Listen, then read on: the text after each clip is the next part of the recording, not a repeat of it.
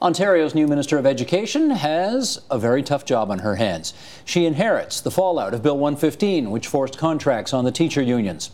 Teachers are angry, parents are angry, students are angry, and there's a whole lot of uncertainty. So joining us now to tell us how she plans to deal with all of this, Liz Sandals, the Minister of Education and the Liberal MPP for Guelph, and we welcome you here at TVO.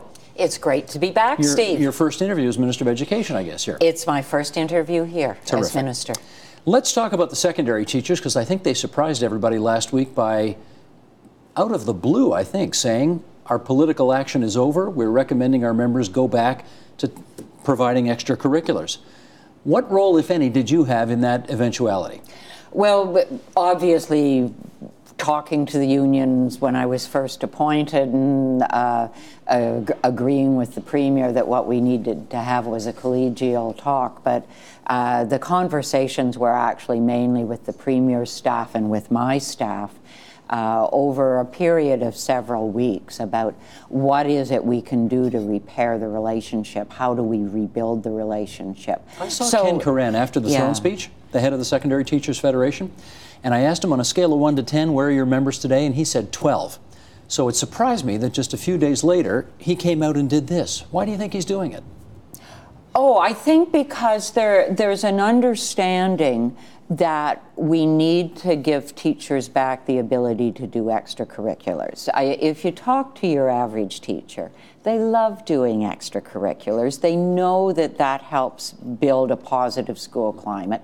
A lot of them get some of their primary joy in teaching from the interactions that they have with kids through extracurricular. But I think they get the disconnect that they might be mad at me, or they might be mad at my predecessor, but why be mad at the kids? And I think that teachers understand that, and they actually want to get back to doing extracurricular because they understand that withholding the extracurriculars from the kids actually really has very little to do with what ultimately happens with collective bargaining. I can't say this is a scientific survey, obviously, because it's all happened so quickly, but from what I picked up on Facebook and Twitter and letters to the editor and this kind of thing, there are teachers who are exhibiting a lot of confusion about all this because apparently the teacher union came out on last Friday, and said, okay, political action's over, without consulting too many of the teachers on this, and then said, well, we're going to give you all the details on Monday. Is there too much confusion in the air right now to sort of make this thing work smoothly? Well, will it work 100% smoothly? Of course not. You've got thousands and thousands of people involved. Whenever you have thousands and thousands of people involved, there's always a bit of confusion. But in fairness to OSSTF, they did actually have a vote of all their local presidents. It wasn't just the executive. I think my understanding was it was a two-step process that their executive members met, but that ultimately they had a vote of all their local presidents. Okay. So that it wasn't just a few select executive members. It was a much broader conversation than just the executive. That's the new word at Queen's Park these days, isn't it? Conversation. Everybody's using that word now. I think it is, but that's okay. Because ultimately, if you listen to what the teachers who were picketing outside my office, like every other MP or Liberal MPP's office, they were talking a lot about we need to get rid of Bill 115. We want to have collective bargaining back.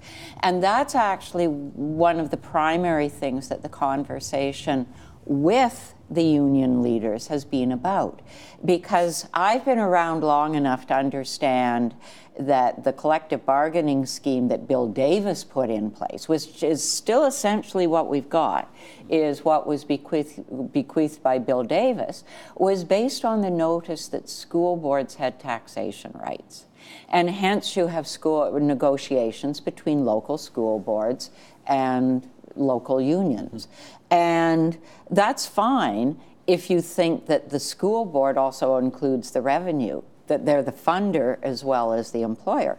Of course, what happened was the Mike Harris government took away taxation rights. So those and days are at gone. that point, the province began the funder. So there's a disconnect in the collective bargaining system that formally the province isn't actually at the table. So when we look at what happened this time in terms of collective bargaining, I think the unions, and not just OSSTF and ETFO, but all the teachers' unions and the non-teaching unions as well, all four school boards association, the directors associations from all the boards, and the government, if there's one thing that there's total consensus on, is we need to find a new structure for collective bargaining. Is it time to take it over? You guys should just take it over? Well, it's more complicated than that, though, because we still have, yes, the province is the funder, so we need to be there, but the school boards are still the employer,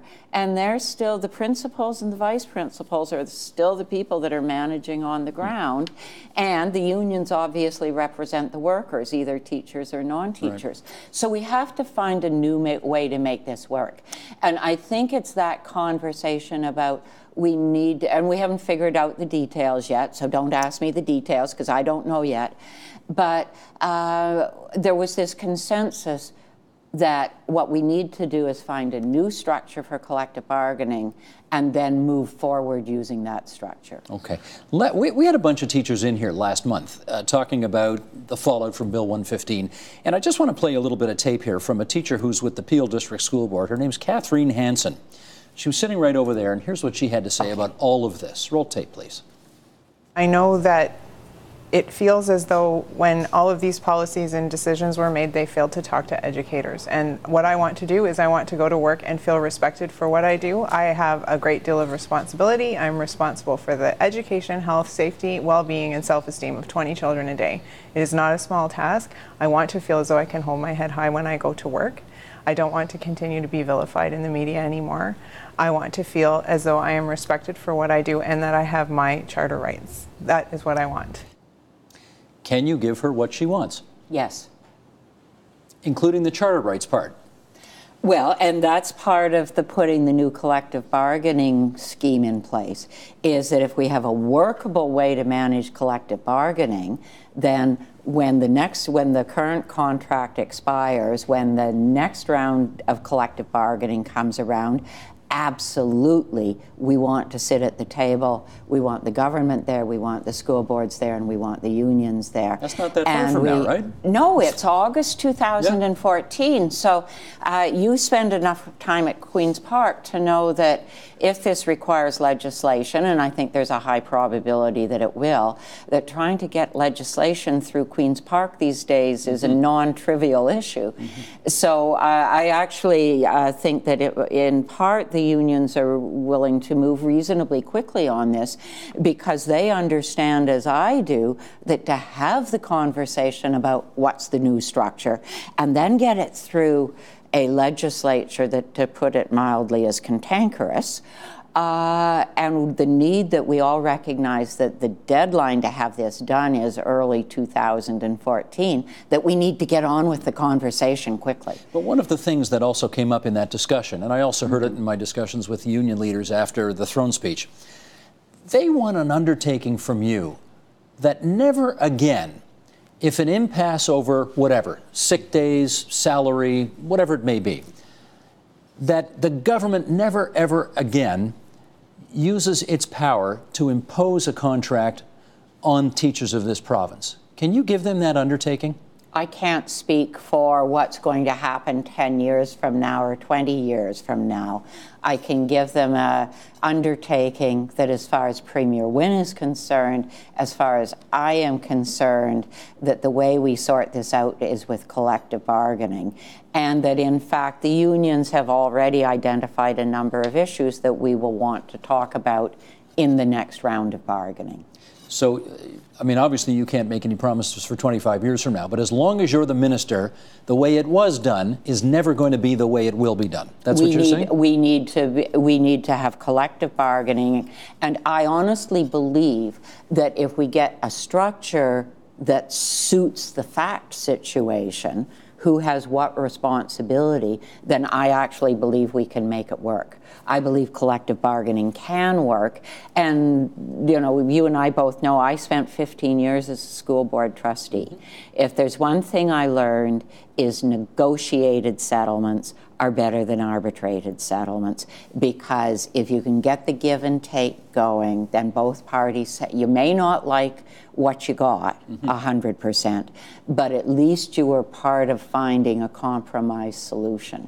And that's the conversation that we need to have, is how do we find compromise solutions? I'm just trying to imagine, though, what in August of 2014 these negotiations are going to be like when you've got the pressure of the teacher unions trying to catch up from 2 years of 0-0, plus the probably not completely dissipated anger of having a contract imposed on them this time, plus the extra, issue of extracurriculars may not be completely resolved by 2014, and you're still going to be running a deficit around $8 or $9 billion in it.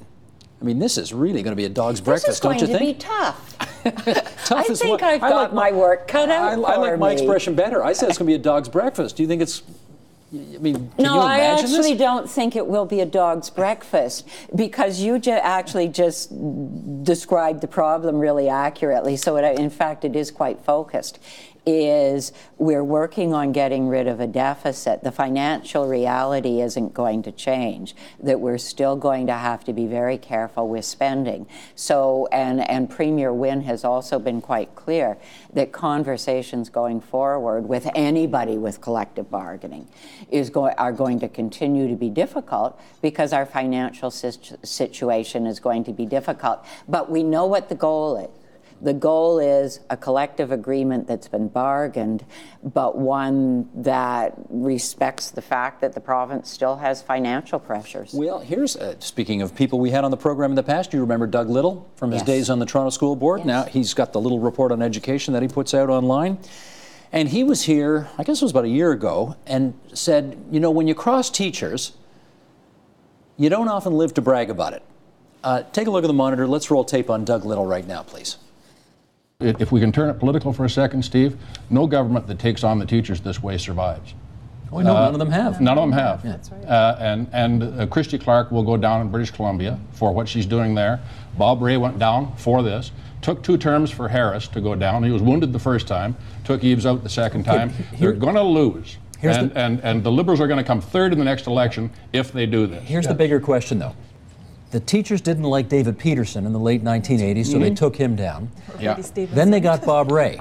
They didn't like the social contract any better, so they took him down, and they got Mike Harris. Yeah. I don't think they like that any better. No. So if they take this guy down, who's the education premier and who's given them pretty much everything they've wanted over the last 8 years, do they really think they're going to get something better? It doesn't matter. The government has to get the message. You fight us, you lose. Okay, you ready for the punishment that's coming your way from the teachers whenever that next election comes? I would be really optimistic that we've changed the channel and that there's an opportunity to go back to working together. If you think about the chronology that we just heard about, which incidentally I think is pretty accurate, Harris never repaired relationships. Bob Rae never repaired relationships. Peterson, I don't remember it being quite that ugly. I think there were some other issues around Peterson. But You're saying Wynn's going to repair the relationship. But I think we need to repair the relationship, and we've got an opportunity to repair the relationship. That's where we break the cycle. You say you've changed the channel, but let's be honest, it's a Liberal government still. I know it's a new premier, I know there's 10 new faces in cabinet, I know you weren't there before, it's a new education minister. It's still the Liberal government of Ontario. Can you really change the channel that effectively? I think that given some time, and that's perhaps the question, I think that given some time we actually can change the channel, because I think we've got an opportunity to work together on some other things. I mean, I met with OTF, the Ontario Teachers Federation, which is the umbrella, all 4 teachers' federations, and we were talking about things like Aboriginal education, a focus on trying to improve the school performance of First Nations, Métis, Inuit students. We had a very productive conversation, and people were really excited about being able to work together to do that. We had a conversation about youth unemployment and how schools are part of the problem of solving youth unemployment. How we've put a lot of focus already on student success and high skills majors, but how we still need to do a better job on high school programming for kids who are going directly into the workforce. A lot of excitement about that conversation. So my sense is that we've got an opportunity to show that we can work together, not just on the labor relations front, but on a whole lot of things that actually matter to, rank and file teachers. And I think that's our opportunity. Okay. Liz Sandals, I got a whole bunch more things I want to ask you, but we're out of time on TV. So you sit tight. We're going to ask people to go to the website where we're going to continue our interview, and we'll put these things on the web. And in the meantime, I thank you for coming into TVO tonight You're very welcome. for your interview with us here. That's the Minister of Education, the MPP from Guelph, Liz Sandals. Support Ontario's public television. Donate at tvo.org.